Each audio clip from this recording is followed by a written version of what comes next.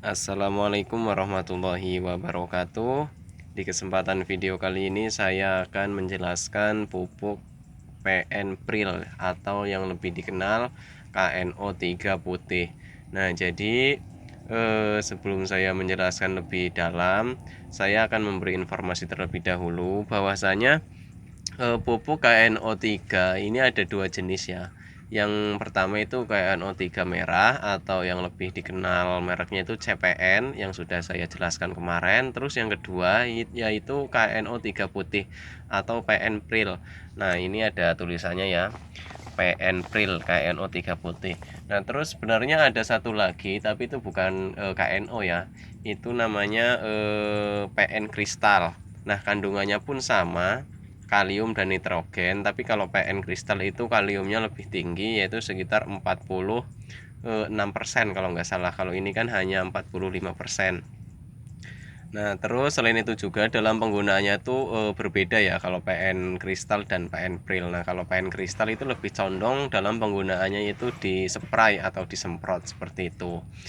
Nah, terus selanjutnya masih banyak yang belum paham atau belum tahu tentang cara penggunaan waktu yang pas atau waktu yang tepat menggunakan pupuk KNO3 putih atau PN Pril, karena memang ada dua macam. Nah, banyak petani yang masih bingung. Kadang petani itu menggunakan yang KNO3 merah untuk fase generatif, terus yang KNO3 putih untuk fase vegetatif. Nah, itu tentunya kan terbalik.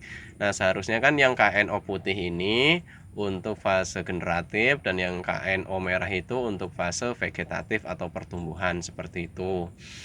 Nah, jadi ini dengan berat bersih 2 kg, ini harganya Rp55.000 kalau di daerah saya. Ini adalah produk dari Saprotan Utama ya atau Pak Tani. Nah, ini importir ya dari luar negeri, kalau nggak salah ini dari Chili, ini ada tulisannya ya, dari Chili, impor dari Chili. Nah, terus selain itu juga ini ada kandungannya. Di sini bisa dilihat bahwasanya kandungannya nitrogen, nitrat ya NO3 13% dan kalium K2O sebesar 45%. Nah, ini harus bisa dipahami ya oleh teman-teman petani bahwasanya nitrogen yang sifatnya nitrat itu layaknya makanan siap saji atau makanan yang sudah matang gitu, yang mana bisa langsung disantap oleh tanaman atau dimakan oleh tanaman tanpa harus melalui proses-proses kimiawi seperti itu. Berbeda dengan yang nitrogen amonium gitu ya.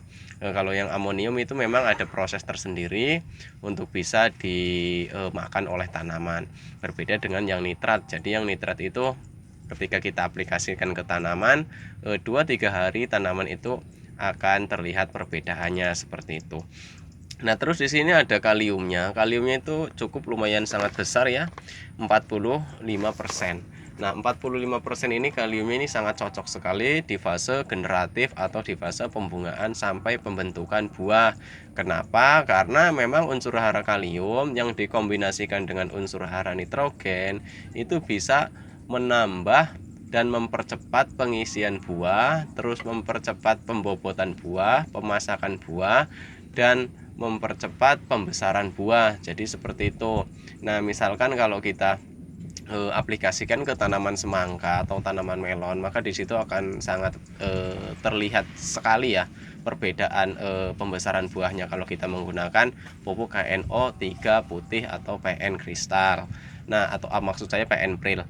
Nah, terus kemarin ada yang bertanya, Mas Ngeyel, perbedaan dari pupuk PN Pril dan KCL itu apa? Ada yang bertanya seperti itu. Padahal kan pupuk KCL itu kaliumnya lebih tinggi, nah terus harganya pun lebih murah. Nah, jadi sepengetahuan saya perbedaan dari PN Pril dan KCL itu, kenapa kok PN Pril itu lebih mahal harganya, terus sedangkan kaliumnya lebih rendah. Nah, jadi gini, kalau pupuk PN Pril atau KNO3 putih itu bebas klor ya, atau tidak mengandung klor.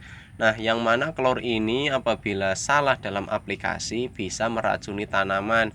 Bahkan tanaman itu bisa mati seperti terbakar terkena herbisida paraquat dikloroda ya, hampir mirip lah kayak tanaman itu terkena larutan herbisida paraquat gitu ya, dia terbakar kalau menggunakan kalium yang ada klornya. Nah, sedangkan di PN Pril itu bebas klor, tidak ada klor. Maka dari itu tanaman yang diaplikasikan atau diberikan PN Pril ini insya Allah tidak akan ada terkendala seperti keracunan, pupuk, terusan kayak terbakar gitu, itu tidak ada tetapi harus sesuai dengan anjuran ya, dosisnya seperti itu. Walaupun kita menggunakan PN Pril ini walaupun tidak ada klornya, tapi menggunakan itu terlalu banyak juga itu berbahaya. Artinya kalau menggunakan pupuk PN Pril ini harus tetap tepat dosis dan tepat waktu gitu agar tanaman tetap sehat seperti itu. Nah, terus selain itu juga kalau kita aplikasikan ke tanaman cabai merah, nah PN Pril ini mampu memberikan tanaman itu selalu muda terus gitu walaupun umurnya sudah tua atau sudah lama. Nah, jadi si tanaman ini atau jaringan tanamnya ini lebih kuat dan lebih kokoh gitu dan tidak gampang mati seperti itu. Berbeda dengan kalau diaplikasikan pupuk KCL. Nah, itu bisa uji coba lah. Kalau sekelas tanaman cabai terlalu sering menggunakan pupuk KCL untuk pembungaan dan pembuahan, maka nanti di situ tanaman cabai itu tidak awet ya atau tidak tahan lama umurnya. Bahkan mungkin dalam hitungan 6 bulan pun sudah tidak bisa produksi lagi seperti itu.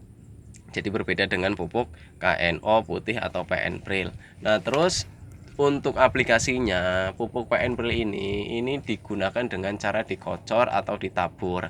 Tapi rata-rata kalau untuk petani-petani di daerah saya ini dalam penggunaannya itu dikocor. Nah, penggunaan pupuk PN Pril ini rata-rata digunakan untuk tanaman hortikultura ya, seperti tanaman tomat, semangka, melon, cabai, terusan terong, mentimun, terusan kacang-kacangan, buncis. Nah, itu rata-rata menggunakan pupuk PN Pril atau KNO3 putih untuk pembesaran dan pembobotan buah seperti itu. Nah, kalau untuk padi sebenarnya bisa, tapi rata-rata kalau padi itu hanya menggunakan KCL kalau petani di daerah saya, karena kalau menggunakan PN Pril ini biayanya terlalu besar, jadi seperti itu.